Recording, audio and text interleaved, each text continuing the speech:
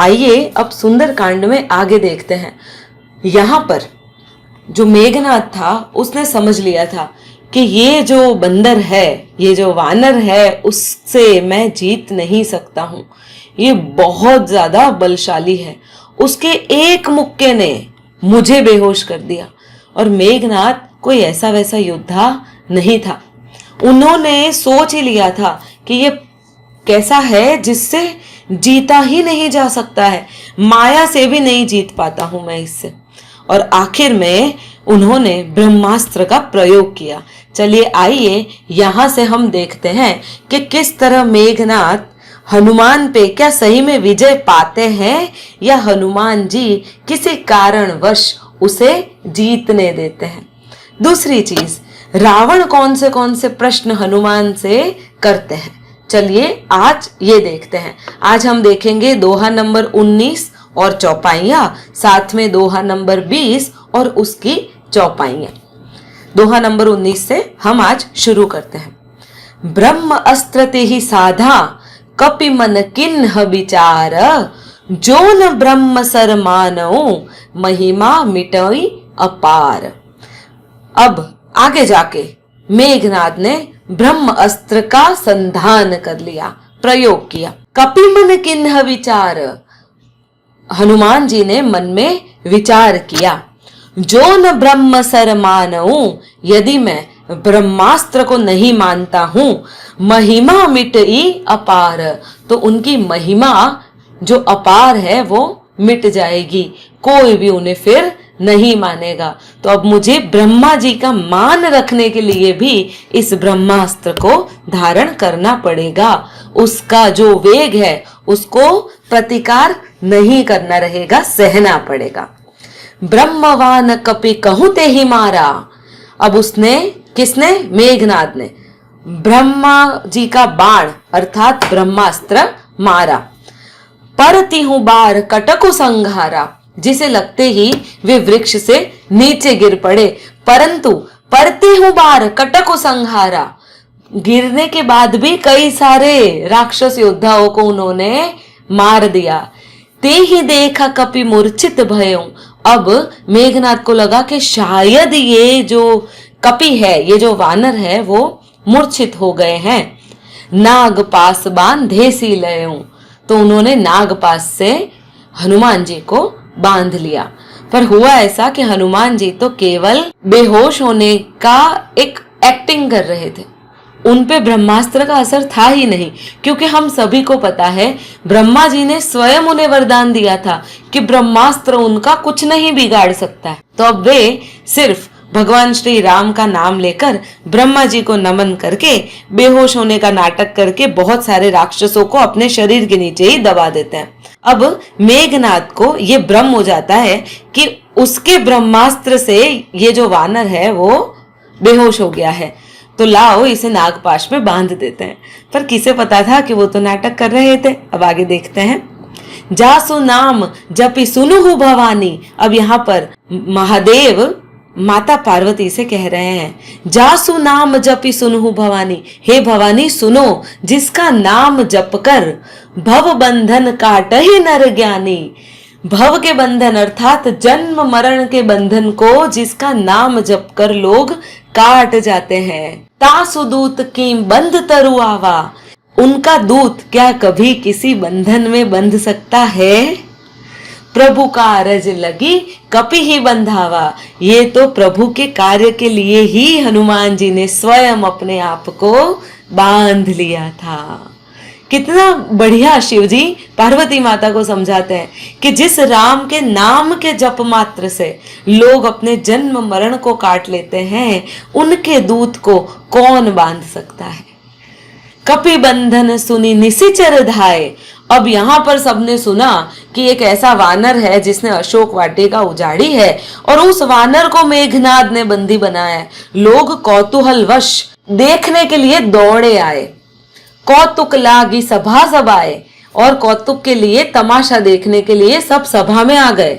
10 मुख सभा दिखी कपि जाई, और यहाँ पर हनुमान जी ने रावण की सभा देखी। कहीं न जाई कछु अति प्रभुताई, और इतनी ऐश्वर्य वाली उसकी सभा थी जो हनुमान जी ने कहीं नहीं देखी थी।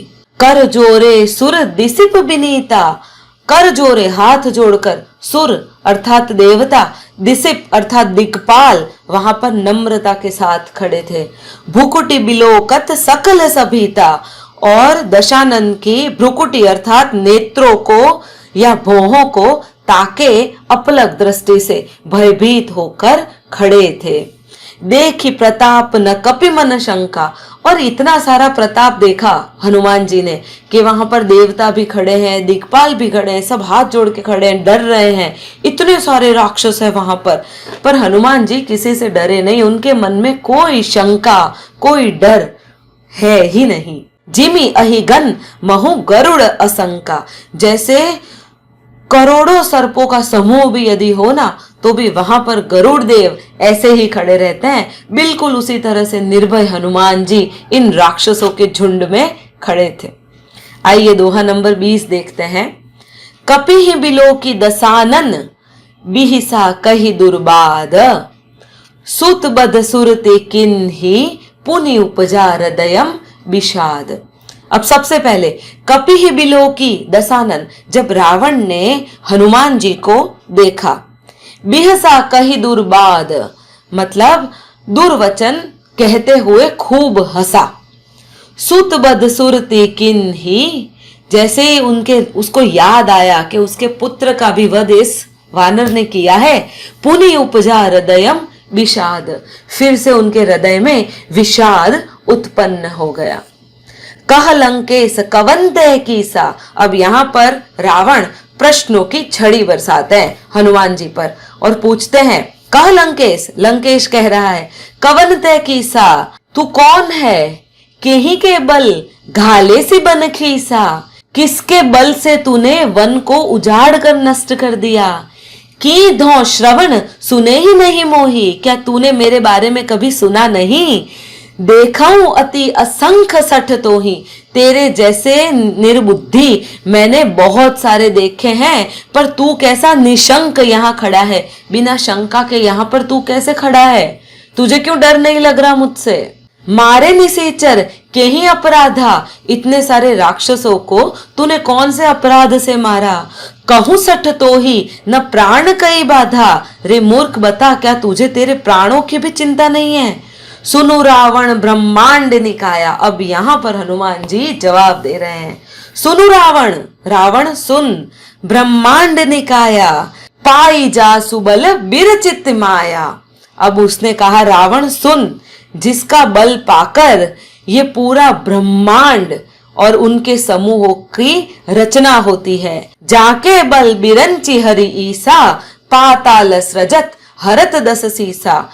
भगवान कह रहे हैं हनुमान जी, जिसके बल से हे दस शीस ब्रह्मा विष्णु महेश सृष्टि का पालन सर्जन और संहार करते हैं, पालत सृजत हरत दस सीसा, पालन सर्जन और हरत अर्थात संहार करते हैं, जा बल शीस धरत सहसानन, अंड कोश समेत गिरि कानन। इसका अर्थ होता है जिसके बल से, जा बल जिसके बल से, शीस धरत, शीस धरत मतलब माथे पे धरना, सहसानन जिसके 100 सिर हैं, वो किसके 100 सिर हैं, शेषनाग के, सिर धरत अंड कोश समेत गिरि कानन। इसका अर्थ होता है पर्वत और वन सहित संपूर्ण ब्रह्मांड को जो अपने शीश पर धारण करते हैं, जिसके बल से शेषनाग पूरे ब्रह्मांड को अपने शीश पर धारण करते हैं।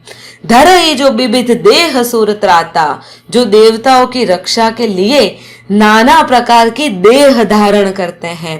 तुम से सठंत सिखावनुदाता, और जो तुम्हारे जैसे मूर्खों को शिक्षा देने वाले होते हैं। हर को दंड कठिन जेहि भंजा, जिन्होंने शिवजी के कठोर धनुष को भी तोड़ दिया।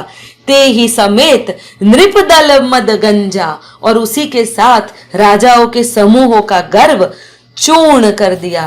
खर दूषण त्रिशिरा अरुबाली, खर दूषण त्रिशिरा और बाली, बधे सकल अतुलित बलशाली, और ये जो सारे थे ना वो अतुलनीय बलवान थे। तो सुन, जिनकी वजह से ये ब्रह्मा विष्णु महेश तीनों पालन सर्जन और संहार का कार्य करते हैं, जो संसार को परिपूर्ण करने के लिए और मूर्ख दुष्टों का नाश करने के लिए बार बार अलग अलग रूप में जन्म लेते हैं, मैं उनका दूत हूं। अब हनुमान जी यहाँ पर इतना सुना रहे हैं, आगे और भी जवाब देते हैं।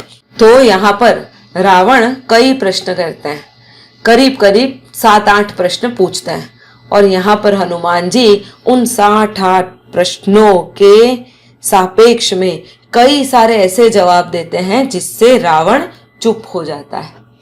तो यदि आगे उनके जवाब सुनने हैं तो कृपया मेरी चैनल को सब्सक्राइब कर दीजिए, बेल आइकन अवश्य दबाइएगा, जिससे आपको मेरे वीडियो का नोटिफिकेशन टाइम टू टाइम मिलता रहे, आप सबसे पहले मेरा वीडियो देख पाए।